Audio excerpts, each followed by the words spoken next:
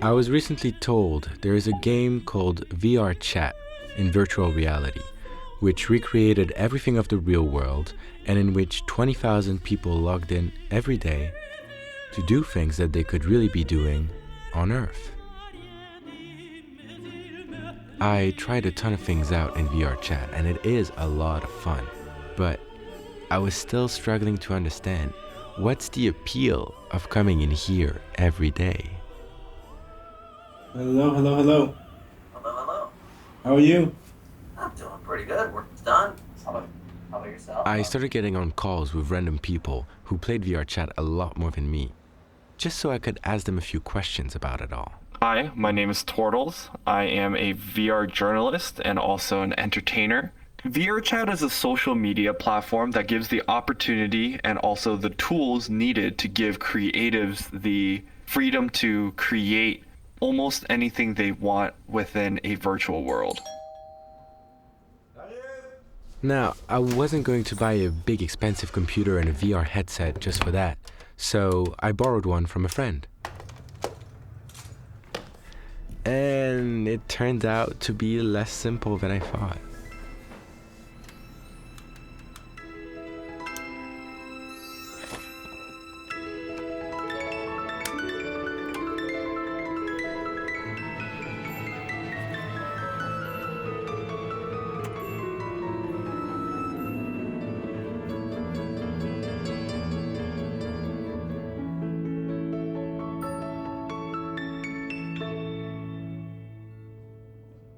Hi, I'm Ruth. I'm a VR creator and performer, and this is the club I built for the dance crew, the Cool Cats. My username is KillSwitchOn. And my name is Athena. We actually met in VR, and now we're married in real life. My name is Ariel. It's really uncommon for people to use their actual Real names in game. Yeah, I'm definitely one of the few who do. My name is Miu. When I first started going to conventions, the reason I wanted to cosplay is because I just wanted to feel a sense of belonging. I wanted to feel included, because there's a difference between just being in your normal everyday clothes and then being at a convention in cosplay and in character. The first thing I noticed is that everyone had a distinctive appearance in the game. They'd wear these clothes and we know immediately, oh, that's him, and oh, that's her. And I didn't have that personal avatar. As more and more people move online, everyone is going to have a new digital identity that they associate themselves with. Just like how I am Tortles, you're Caesar, but in virtual reality, you're Caesar Makes a Movie, right? So that could be your digital identity. As a film student in New York who's making a film, now you're in virtual reality and you've carried that identity with you. It took me almost no time to find Artist, an avatar creator. We had a quick conversation on Discord, and within only a couple of days, he had created this avatar for me. And there I was, in my own flesh. So you open up your little menu here from your controller, and then you toggle over to expressions, and then you'll have your also your toggle menu, and you should find your camera toggle right in there that you just press, and then it should pop right in your hand. Boom, there it is. Oh my god, there it is. There it is. So I was trying to make your avatar be really approachable. It's very clean, looks good. It's very human for people that might be watching you. Can you switch to an avatar that's more VR classic, I guess? Oh, E-boy. Let me see here. It's loading. Here it is. Okay, what? Okay. Probably the most specific thing is my tattoos. Feel free to zoom in. I will actually toggle off my hoodie for you. Oh, okay, cool.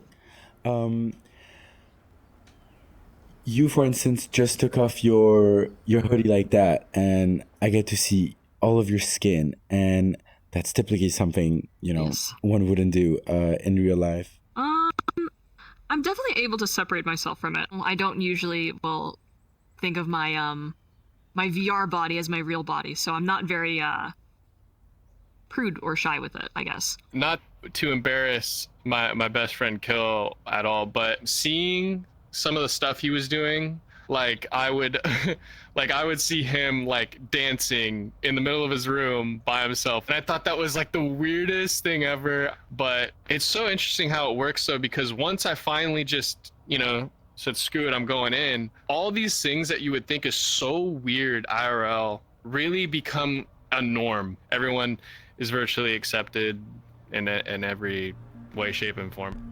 I was beginning to see that these people were not so different from me. The only difference is that they've had the time to learn how one is supposed to act in here. They know how to navigate through worlds. They know what kind of hardware you need for this or that activity. They know the VR vocabulary that I don't. They know the unspoken rules of the game. Tell me a little bit about the dance events. Where do you go? I have my own dance company called Flow VR. Last year we did a lot of ciphers. So basically all the dancers like stand in a circle, and you know, if you're really feeling the song, you hop in the center, and you know, everyone's hyping you up, and it's something you want to experiment with, like movement wise. That would be like a good safe space to try it out.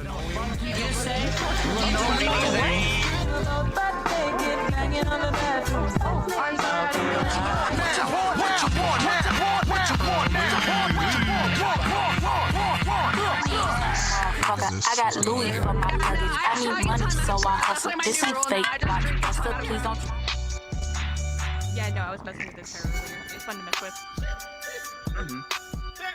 I am a videographer in VRChat. Primarily, it is to sell someone's avatar creations. Why it's easier to do that in VR. For example, my camera and my drone, it's a couple bucks.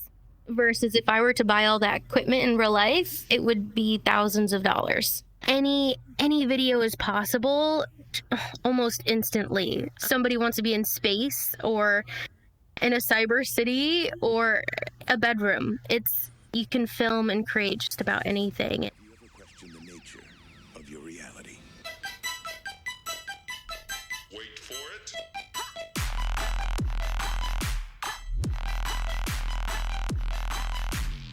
I've actually made music videos for original songs written and produced by people who are in this community, and lots of people pretty much know what they want, and then I'll help them bring that to life.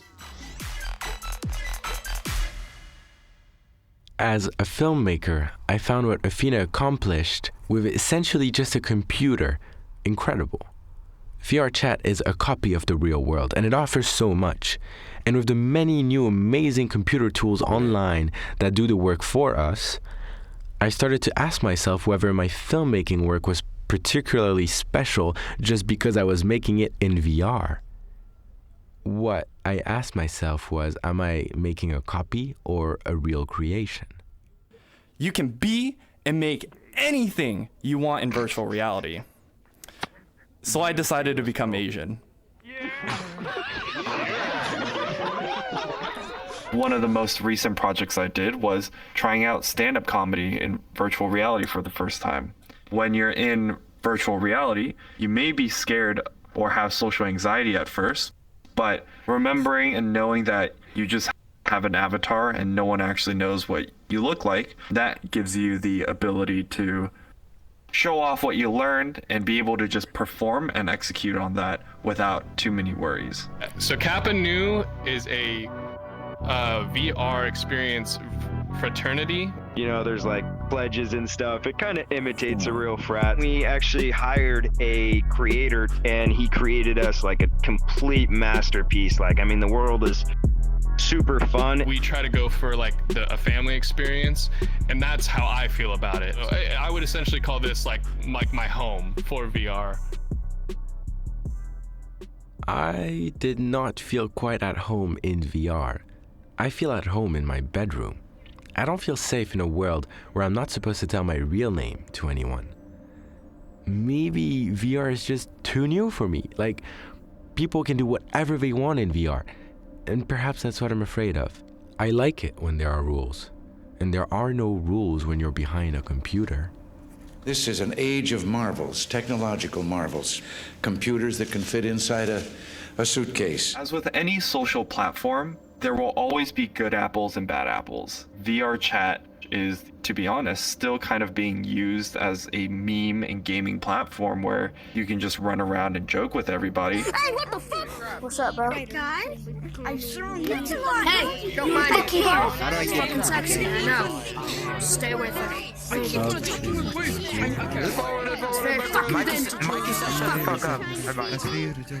It is a Wild West. It does come with a couple of rough starts and some things to work out. I think now we're starting to see the emergence of people creating tighter and more intimate social networks, self-policing, and making their own tight-knit groups from there. It just depends. You can really make this place whatever you want. You could treat it like a game, and that's perfectly fine. But when you're with somebody who doesn't treat it like a game, that's where it can get messy. So I personally didn't used to be very confident in my real life skin. Like, I grew up being half Iranian and being therefore exposed to a lot of racism as a child growing up in Germany. So now in VR, I basically can just like be really free from these influences and wear avatars with a lot of skin and just be like completely separate from real life and my real life skin. I started to get a strong understanding of VRChat, but more unexpectedly, I was getting attached to them, or I had a bond with them, with Root, with Miyu, with Athena, with Artist and Kill. I felt close to them. And I'm not saying I wanted to fall in love with someone in VRChat, but I mean, I am a social being.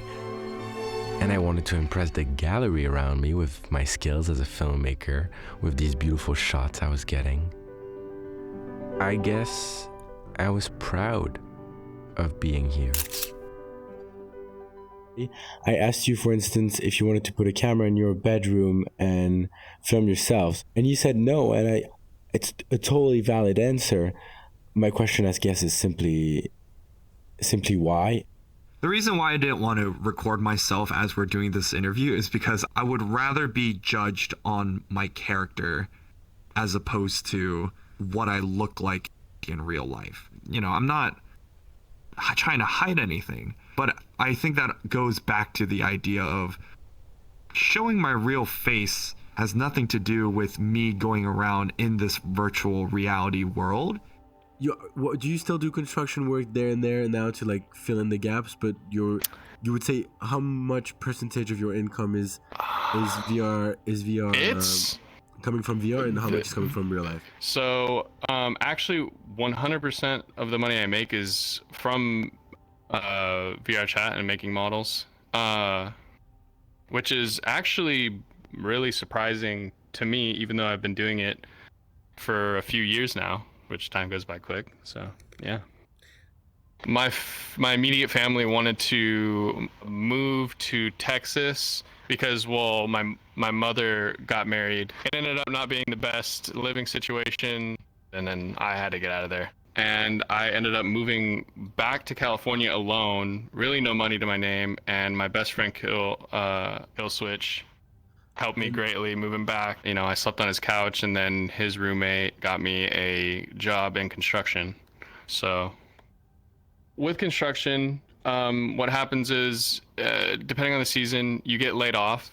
And during that time, I really sunk myself into making models because I already was starting to get into it and enjoy it. And typically, when I'm laid off, I just go back to work whenever work picks up, and I just never ended up going back to work because I started making more money doing something I enjoyed, because I was, like I said, I was always very artistic, and this kind of brought that out of me.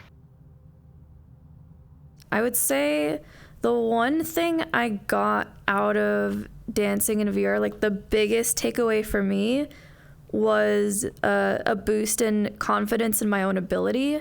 So another big group is Peppercast. I get paid to dance in VR in front of a camera that gets projected to raves that are happening live in person. I guess when the avatar looks good, you feel better about yourself because you know you're being perceived in like a nice way by others.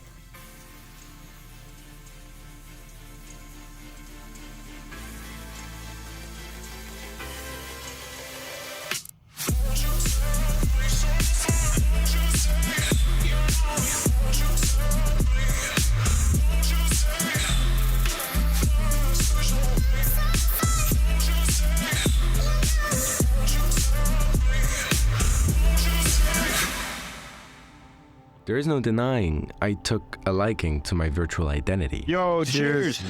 First time. Special moment. You know? Hey, yo, JB, nudes, Poppy. I got you. It's his first time drinking in VR.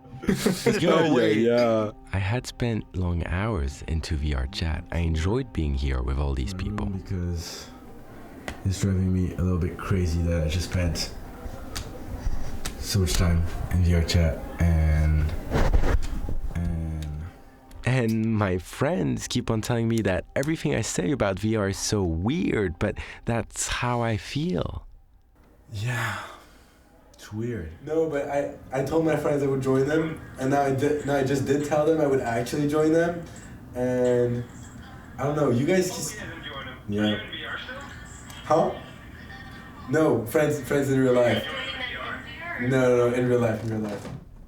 Even though I had been in VR quite a few times now, it still felt weird to take off the headset and switch back to reality. Here and then like you start tracking my upper arms, my hands. Yeah, so when I'm performing or dancing and people run through me or like they touch like my arms or legs, it does feel really weird and it is really rude.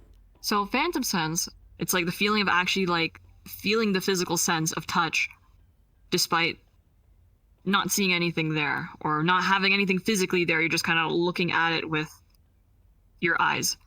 I've used to have a few sexual partners in VR, yeah. Both males and females. Have you ever seen your boyfriend in real life? No, but he just booked his flights to come see me. I'm so excited. Oh my God. We'll be together for a year next month, actually. It'll be a full year. So I actually do have a significant other that I'm dating now that I have met in VR. You know, it could end up going down that path just like my best friend Kill and his wife now, Athena, who met in VR, and look, they're married, living together. So he kind of told everybody, oh my gosh, everybody be wait, stop. Did you hear what she just said? It was so funny. I was like, me? You thought I was funny? And I was like, I'm just gonna hang out around this guy. He thinks I'm funny. I'm like, what? Nobody thinks I'm funny. He thought I was funny. It was a total movie. We hit it off. Yeah, me and her both knew that after we met each other, that was it. I was like, I don't do long distance. So I go, I'm going to save up a little bit more money and I'm going to sell my house and stuff. And I'm going to come to you so I don't have to take you from your family. And we drove to Florida. From California to Florida. I found it rather confusing how time was expressed in hours in VR. There is 168 hours in 1 week, and there is 730 hours in a month if you played non-stop. I have about around 1,500 hours in VR. I have about 700 hours logged into VRChat. Yeah, I've been probably spending around 3,000 hours on VRChat. I am sitting steady at 4,369 hours. I'm about to turn a milestone, I think. Yeah, 2,988.2 hours. How many hours do you have? I'm clearly a debutante. We answered. You have to. You share. You have to. You can't hide that. 37 hours might feel like nothing, but for a full month, I went in VR for 2 hours a day, and 2 hours is all the free time I've got for myself in a day. I was gonna miss this headset. I could picture myself coming back here a lot more. I had met real people who were welcoming me and teaching me the rules of this world and protecting me from them as well. So I felt like I belonged. I am still in contact with the people there. And on top of that, I still have my identity as a VR filmmaker, so I could go back and I can do that. That can be my thing. But I had to give it back.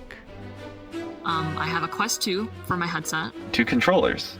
With the finger tracking controllers, I have a hip tracker here, feet trackers. I have extra trackers. I can have 4 base stations fitted in my room. I just have a plethora of things.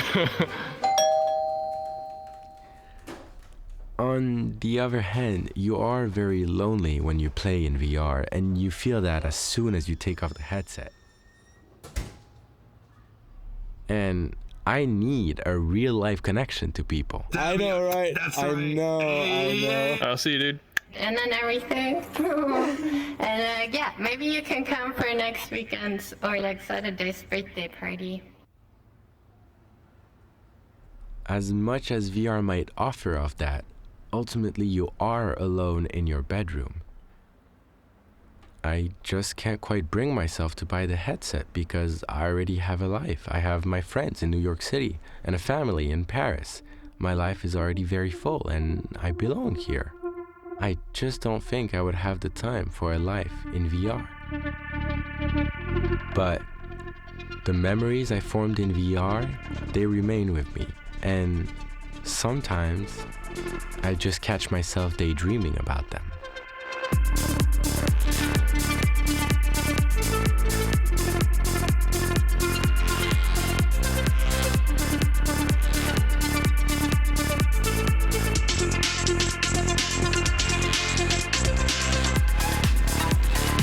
Woo!